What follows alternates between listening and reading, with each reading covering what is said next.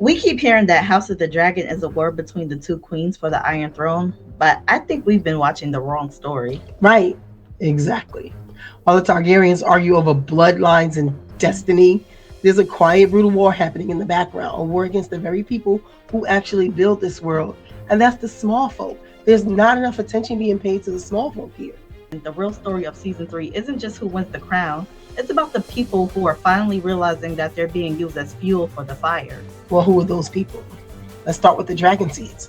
Alan, Adam, Hugh, and Ulf. They represent what I call the invisible engine of this entire war. But they are all so different from each other. Alan is the realist. He knows that being seen by the Highborn is a death sentence, so he actively hides. Adam is the believer, still hoping for a legacy and a family name that isn't really there for him. And that's so sad. Then you have Hugh and Ulf, who don't care about noble duty, they care about survival. There's the blacksmith and the tavern dweller who suddenly realize that for the first time they hold the power to burn the very system that starved them. The nobility thinks that they're just recruiting soldiers with special lineage, but they're actually handing nuclear weapons to people who have nothing left to lose.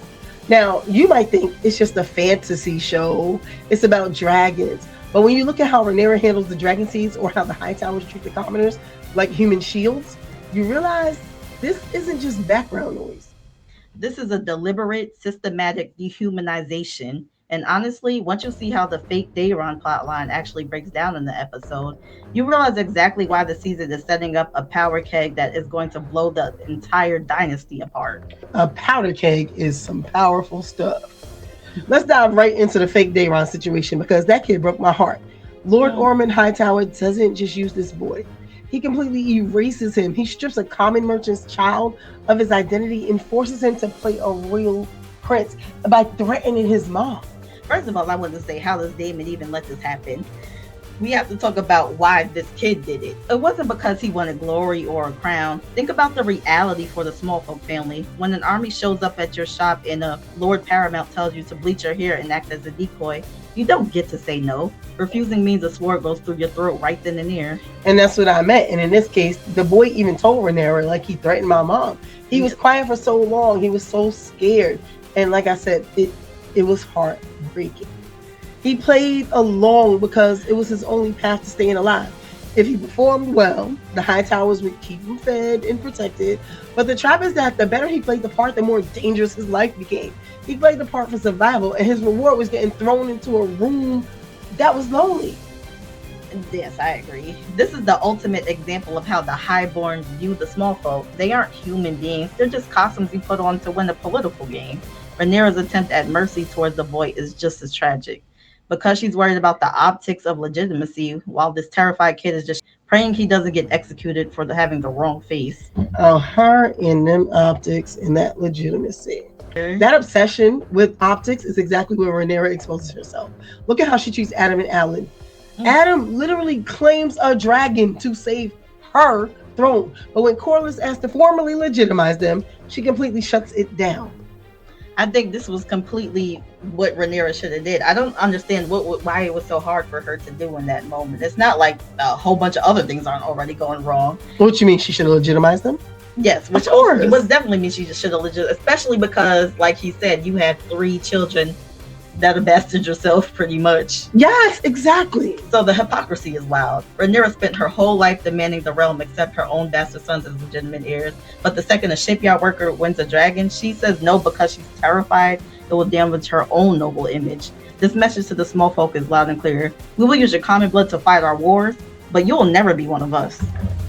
And that's the crazy part because, I mean, they are pretty much Valerians. And she knows that. And Adam is doing a good job of being one of them. And Alan too, he's helping win wars. Yes, and she even, when it was her sons, she told them when they asked if they were strong, she was like, you're Targaryens no matter what.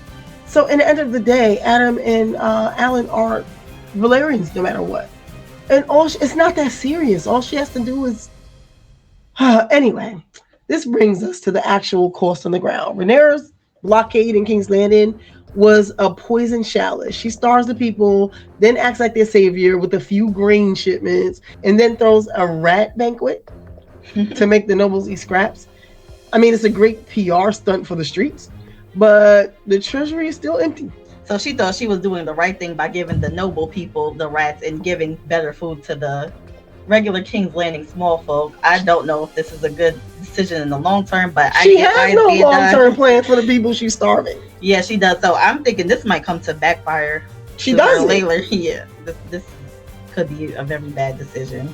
And while she's focused on the capital, Ormond Hightower seizes Tumbleton. He turns that entire town into a human shield, embedding his army among civilians to force Rhaenyra into a moral nightmare. Attack and burn your own subjects, or retreat and lose the war. And that's true because she's stuck between a rock and a hard place. If she does attack, then she turns her own people against her. And also, But if she doesn't, then she just basically loses automatically. of course, and not to mention the fact that him burning a town, that's another effect on the small folk. Like, they got to deal with getting burned alive while pretty much the noble people are just okay and safe in their homes. Right. All they get to do is maybe eat if Rhaenyra wins, and then it's other than that, it's just die. That is really messed up. Like, as a small folk, you don't have anything to do with this war. You don't know anything about politics. You barely care. And all you're trying to do is survive, and then you can't even do that properly because they get to determine whether or not you survive. Not to mention, I didn't know this before, but Ormond's Hightower army is made up of a lot of small folk that he pretty much forced them into doing this with him. Okay. Well, this hits Hugh Hammer right in the chest because his wife fled the starvation of King's Landing, specifically to find safety. And that was only to get trapped in an active war zone. It's crazy. The people of Tumbleton weren't citizens anymore. They were sandbags. They were the fuel for a fire they didn't light. At the end of the day, whether you're a Dragonseed like Adam of Hull or a nameless merchant boy at Tumbleton, the result is exactly the same. The nobility doesn't see people, they see tools. But tools can break, and they can certainly be used to burn the house down. We want to know what you think. Is Rhaenyra's mercy